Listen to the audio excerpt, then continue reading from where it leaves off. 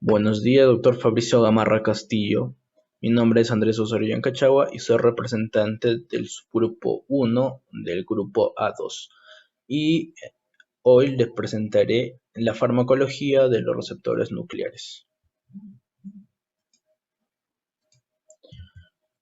Bueno, los receptores nucleares son factores de transcripción activados por ligando, que modulan la expresión de diferentes genes implicados en la diferenciación, apoptosis, crecimiento y el metabolismo. Ah, La expresión de los receptores nucleares es dependiente del tipo de tejido y contexto celular, y la desregularización de su expresión está involucrada en diversas enfermedades como cáncer, las alteraciones cardiovasculares y la diabetes. Se han identificado 48 miembros que conforman una superfamilia de receptores nucleares, que traducen señales de ligandos específicos de naturaleza lipofílica, como las hormonas esteroideas, tiroideas y ácidos grasos, o ligandos no naturales como los fármacos tiazolidinodionas. Estructura de los receptores nucleares. Esta estructura está conformada por dominios conservados denominados A, B, C, D, E y F, partiendo del extremo N-terminal al C-terminal. La región AB comprende el primer dominio de activación transcripcional, AF1. Posteriormente se encuentra la región C, que presenta el dominio de unión al ADN, que es el DVD.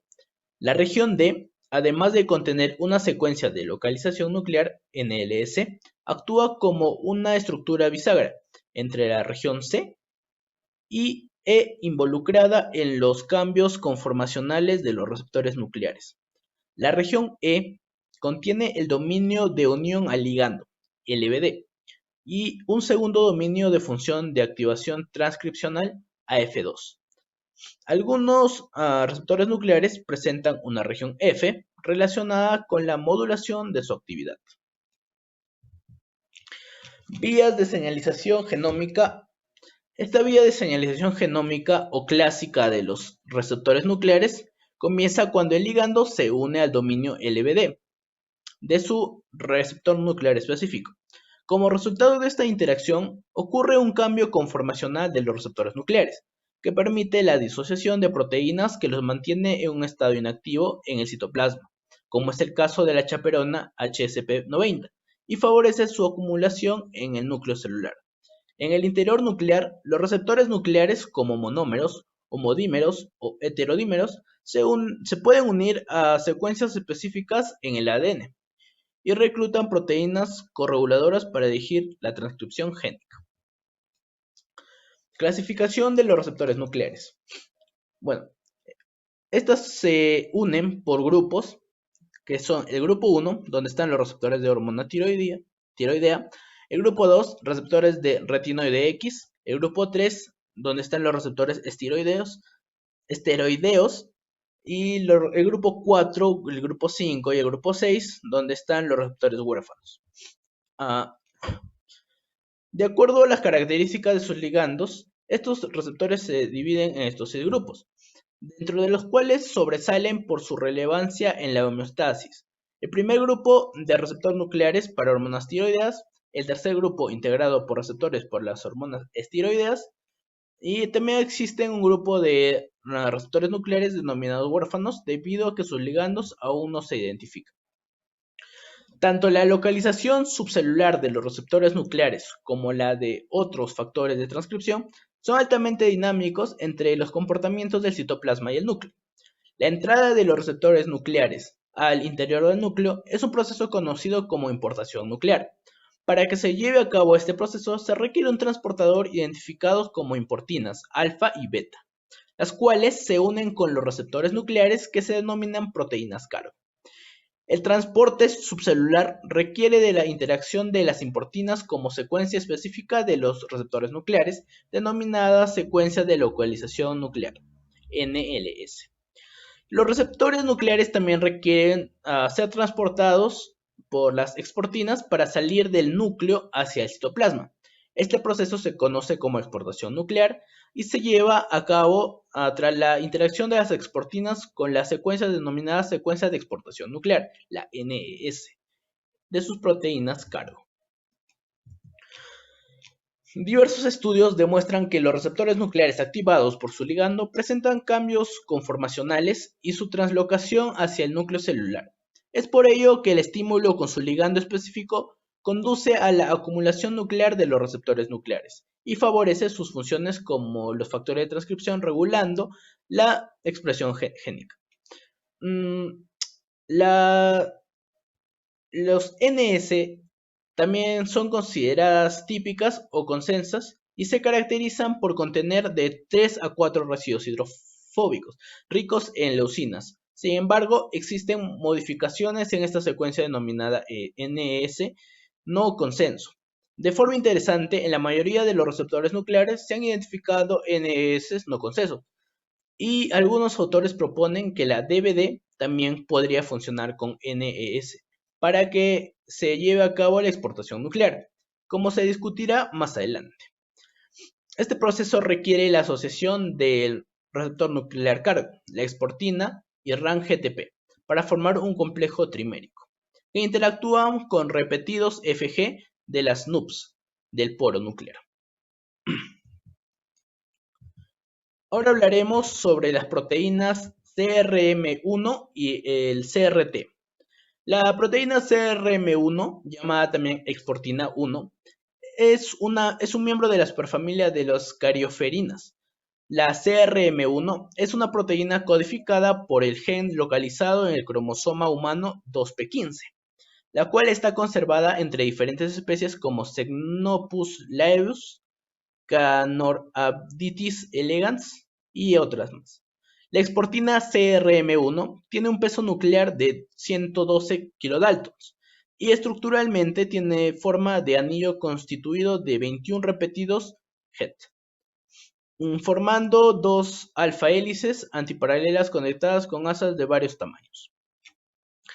Ahora, en lo que respecta a la CRT o calreticulina, es una proteína de 46 kilodaltons, conformada por 3 dominios estructurales y funcionales. La región N-terminal, altamente conservada. El dominio P, rico en prolina, que contiene una secuencia NLS putativa. Y la región C-terminal, de interacción con otras proteínas chaperonas que contienen la secuencia de retención en el retículo endoplasmático, KDEL. Localización y función de la CRM1 y la CRT. La CRM1 o exportina 1, como ya mencioné, tiene características como lo dije antes, que son el locus 2p15 y también es un peso molecular de 112 kilodaltons. Se localiza principalmente en el núcleo y sus funciones son de mantenimiento de la organización estructural del cromosoma y la exportación nuclear. La carreticulina o CRT tiene un locus, su locus está en el 19p13.2 y tiene un peso molecular de 46 kilodaltons. Su localización está en el retículo endoplasmático, en el citosol o en el núcleo. Sus funciones: la homeostasis de calcio, proteínas chaperona, también tiene adhesión celular, regula la estabilidad del ARN mensajero. También una de sus funciones es la unión al DVD de los ARNs y la exportación nuclear. Vías de la exportación nuclear de los receptores nucleares. Los receptores nucleares, en respuesta a su ligando, se acumulan en el núcleo para llevar a cabo su función transcripcional. ¿Cómo y cuándo son transportados al exterior del núcleo? Luego de la estimulación con su ligando no es conocido. No obstante, la exportación nuclear de esta proteína resulta un mecanismo crucial en el control de intensidad y duración de la vía de señalización genómica en contextos nucleares específicos. En la figura se da la vía de exportación nuclear de los receptores nucleares. En la letra A Los receptores nucleares utilizan dos vías de exportación nuclear, la CRM1 y la CRT. Algunos receptores nucleares son dependientes de la CRM1 y otros son dependientes de la CRT. Y algunos otros receptores nucleares pueden usar alternativamente una u otra exportina, o bien usar también la forma cooperativa de ambas exportinas para salir del núcleo celular. En la letra B se explica la exportación nuclear dependiente de la CRM1. Esta vía de exportación nuclear puede efectuarse a través de la asociación de la CRM1 con los NS canónicos o los NS no canónicos localizados en el LBD o BD o DVD de los receptores nucleares. También se ha propuesto que modificaciones post-traduccionales de los receptores nucleares podrían afectar su exportación nuclear. Además, proteínas adaptadoras pueden ser requeridas para la interacción de la CRM1 con los receptores nucleares. Y por último, en la letra C, la exportación nuclear dependiente de la CRT, el DVD de los receptores nucleares se asocia a la CRT para su salida del núcleo. En la letra D está explicando el uso alternativo de vías de exportación de los receptores nucleares. Bajo ciertas condiciones, los receptores nucleares pueden ser exportados por una u otra exportina.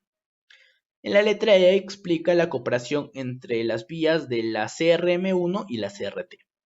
Para incrementar la eficiencia de la salida de los receptores nucleares, ambas vías pueden acoplarse de forma cooperativa. Esto sería toda mi participación. Gracias por la atención.